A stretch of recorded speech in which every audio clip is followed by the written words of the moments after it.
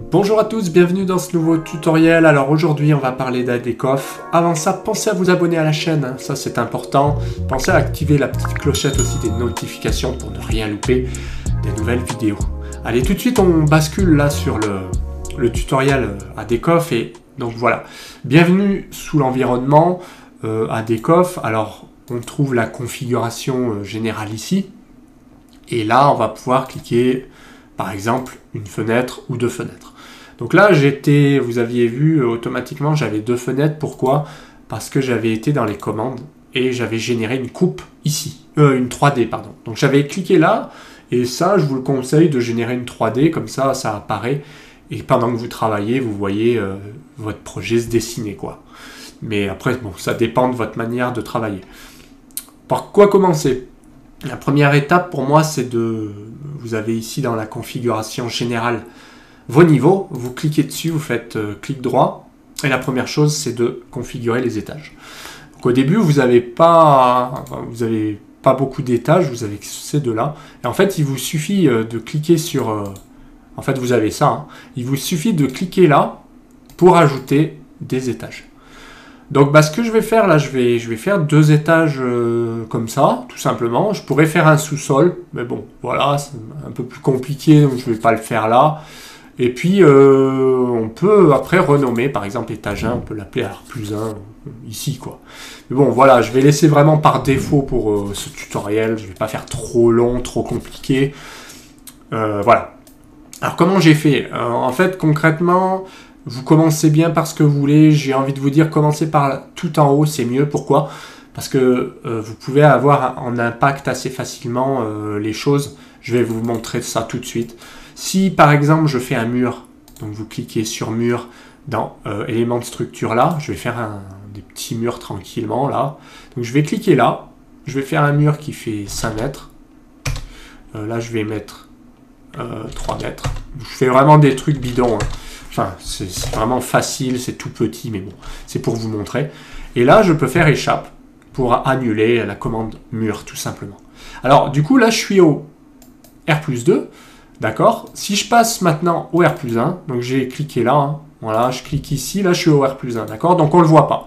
Maintenant, je retourne dans la configuration générale, pardon. Je me mets sur le petit plus ici, je double-clique sur défaut impact sup, et qu'est-ce qui se passe? J'ai mon impact qui apparaît. Donc facilement, en fait, vous pouvez descendre. Donc moi, c'est ce que j'utilise. C'est plus facile pour moi. Et là, j'ai plus qu'à refaire. Supposons que ce soit le même mur. Je clique ici. Alors, je ne sais jamais de quel côté il va me le balancer. Ouais, j'ai fait une bêtise. En fait, c'est vers l'intérieur que je dois commencer. Donc, je commence de l'intérieur. Voilà. Je ne sais pas si vous voyez bien à l'écran, mais on voit... Ouais, l'impact, là, il est bleu. On ne le voit pas trop. Mais voilà, j'ai retracé un mur par-dessus.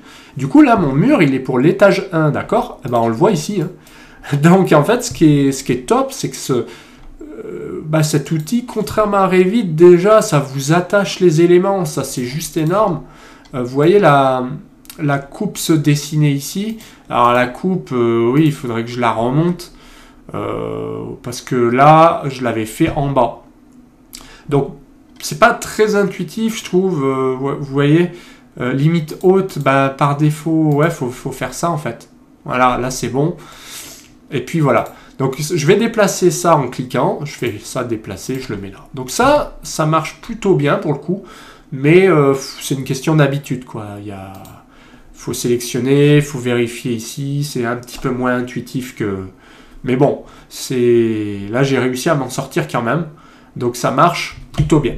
Et vous voyez, l'avantage, c'est qu'à aucun moment, j'ai dû faire un raccord. Ça, c'est super agréable par rapport à Revit. J'aime beaucoup. Vous voyez, là, ma poutre, elle est directement en pointillé. Il n'y a pas besoin de faire des pieds et des mains, créer des matériaux et tout ça. C'est vraiment top.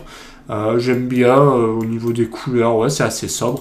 La 3D, elle vaut ce qu'elle vaut, mais ça fonctionne. Ça fonctionne. Donc après, ce qui est bien, c'est qu'aussi, je me mets là. Je vais me remettre en étage. En fait, j'ai déjà une dalle au rez-de-chaussée. En étage 1, j'ai pas de dalle. Ce que je vais faire, c'est tracer ma dalle ici avec l'outil dalle là. Voilà. Je trace directement. Moi, je fais toujours en plusieurs points. Hein. Je fais de là à là. Je me mets là. et je fais clore, C, et espace. Donc là, vous voyez ma... Je sais pas si on la voit. Hein. Ouais, ça y est, la boîte est fermée, là. Donc là, on a fermé la boîte. On fait échappe, et on se met au dernier niveau. Donc là, pareil, je me double-clique ici. Et là, je refais pareil. Je refais une dalle là. Tac. On fera une trémie après. Donc là, je me mets là. Hop, hop, hop, et clore. Ça marche bien. Donc vous voyez facilement la 3D, elle suit. Il faut maintenir mage, hein, c'est important. Vous maintenez mage, comme ça vous tournez avec votre molette. Enfin, vous laissez enfoncer sur la molette si vous avez une souris comme ça. Et vous pouvez tourner facilement. Sinon on peut utiliser ça aussi, mais bon, je suis pas fan. Donc voilà. Ça vous permet de voir se dessiner tout de suite votre projet. Puis votre 3D, alors il y a un petit souci je trouve sur les coupes, c'est qu'en fait il faut à chaque fois resélectionner, cliquer, enfin faut bidouiller et il faut revalider là, voilà. Et vous voyez, ça met à jour la coupe. Alors il y a certainement un autre moyen de mise à jour ici, mais bref, moi je fais comme ça. Et vous voyez, l'avantage par contre, c'est que tout est attaché, ça c'est super agréable. Et si vous faites une trémie, je sais pas, moi on va faire une trémie là, au R+2, en cliquant là, eh bien on va faire un trou là, hop, au pif, tac, ben on voit le trou apparaître là, il n'y a pas photo, voilà, il est là mon trou. Et puis sur la coupe, eh bien si je mets à jour ma coupe et que je vais juste à ce trou là, ben là normalement je le vois, hein. Si je me mets là je le vois. Je mets à jour ma coupe ici.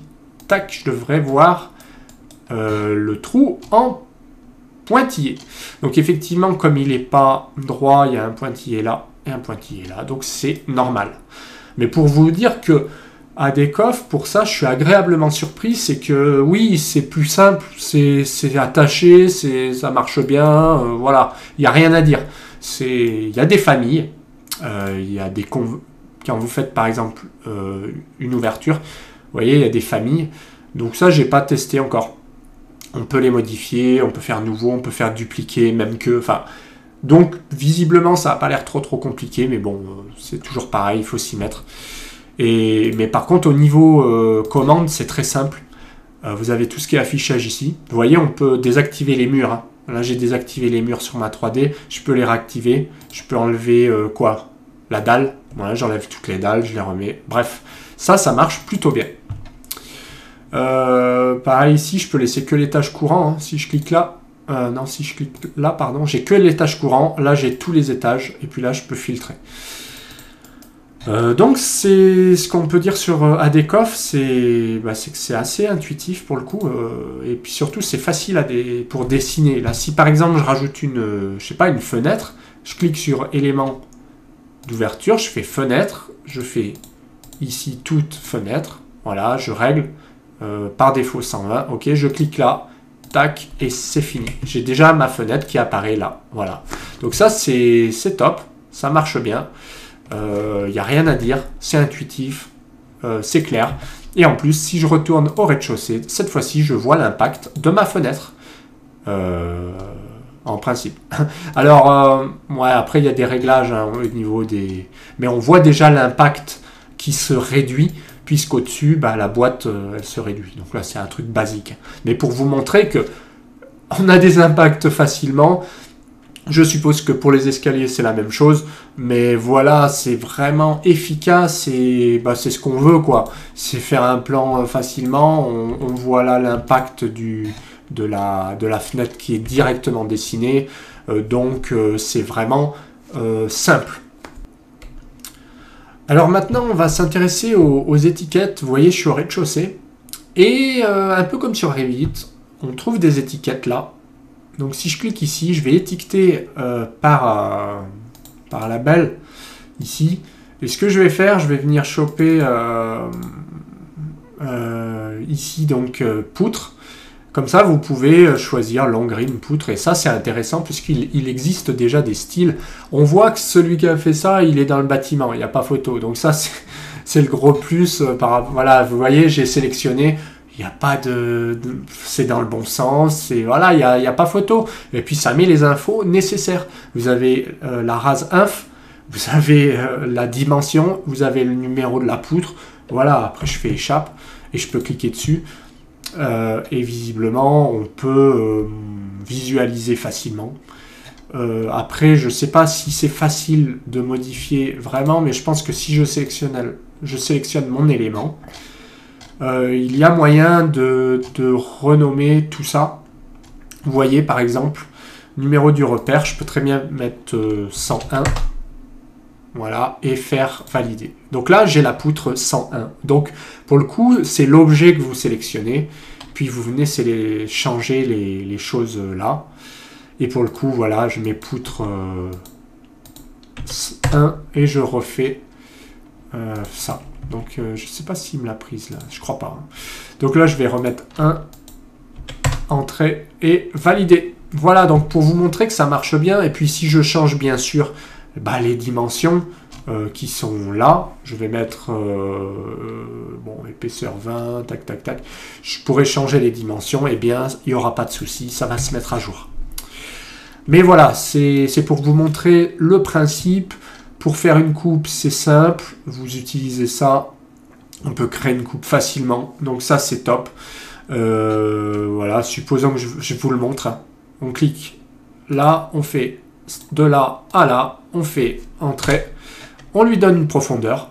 Je vais cliquer là au hasard. Et on fait entrée. Et ensuite, on place la coupe, ici par exemple. Et voilà, c'est terminé.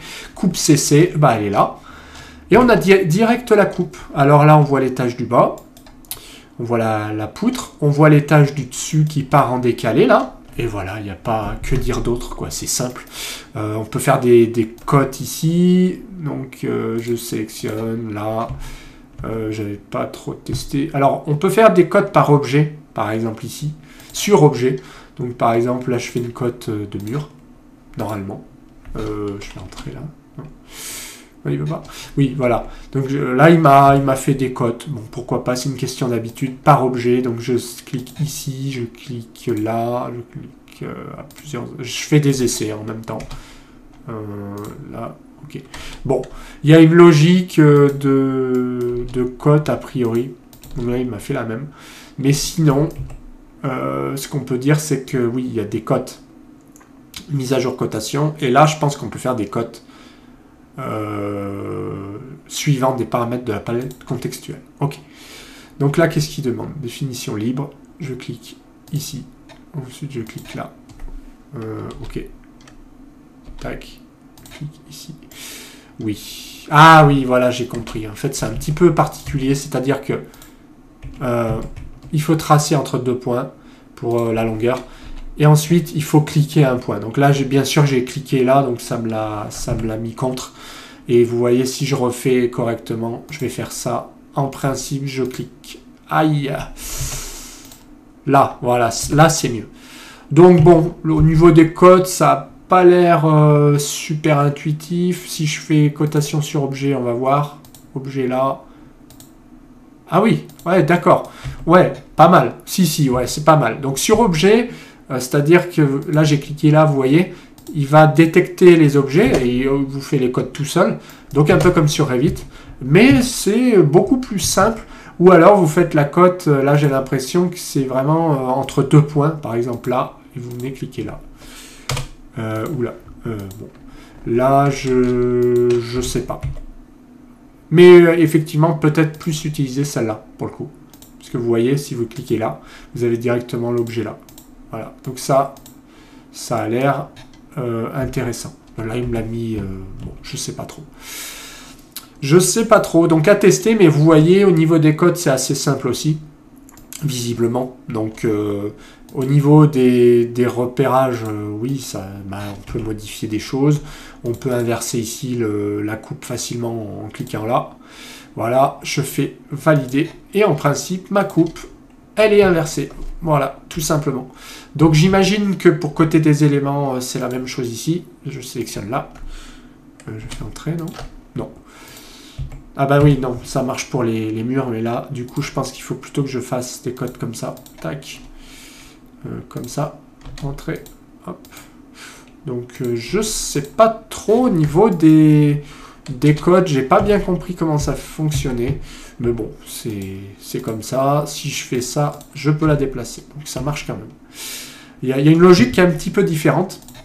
Moi, je l'utilise pas du tout personnellement. Donc voilà. Mais je pense qu'après on peut changer l'échelle d'annotation, puisque là, il considère qu'une échelle de 50e. Si vous allez dans la config générale là, vous voyez que l'échelle qui est configurée, c'est bien du 50e. Et on peut passer, on peut changer d'échelle par la suite pour des détails a priori. Mais voilà, je vous laisserai regarder tout ça. Donc bah voilà pour le tuto en fait. Donc vous voyez, rien de bien compliqué. Il s'agissait surtout de régler de gérer les étages et ensuite d'utiliser les boutons ici, d'utiliser la 3D. Donc vraiment une belle surprise pour moi. Decoff, ça se prend en main assez facilement. Il y a juste les codes, tout ça, c'est pas forcément évident. Les étiquettes, pareil, il faut chercher un petit peu. Bah, les familles comme tout. Mais sinon, ce qu'on peut dire, c'est que globalement, c'est assez bien au niveau des attaches, vous voyez. Ça s'attache tout seul. Pour les fondations, par exemple, j'ai rien eu à faire. Vous faites simplement une saisie de fondation ici. Ça, c'est semelle isolée. Vous avez semelle filante. Vous suivez. Et automatiquement, ça vous lie tout ça. Il y a, si besoin, vous avez la possibilité de lier, comme sur Revit, d'attacher, quoi. Mais automatiquement, ça se fait. Et ça, c'est très agréable. Les impacts, c'est facile. Voilà, donc pour ce tutoriel complet à Decoff, j'en ferai d'autres. N'hésitez pas à commenter et à me demander spécifiquement ce qui vous bloque personnellement. Et comme ça, je ferai un tuto adapté à telle et telle chose. Voilà. Sinon, pensez à vous abonner à la chaîne et en cliquant donc sur abonnez-vous. Et puis pensez à mettre un petit pouce bleu si vous avez aimé la vidéo. Et sinon, moi je vous dis à bientôt pour d'autres tutos.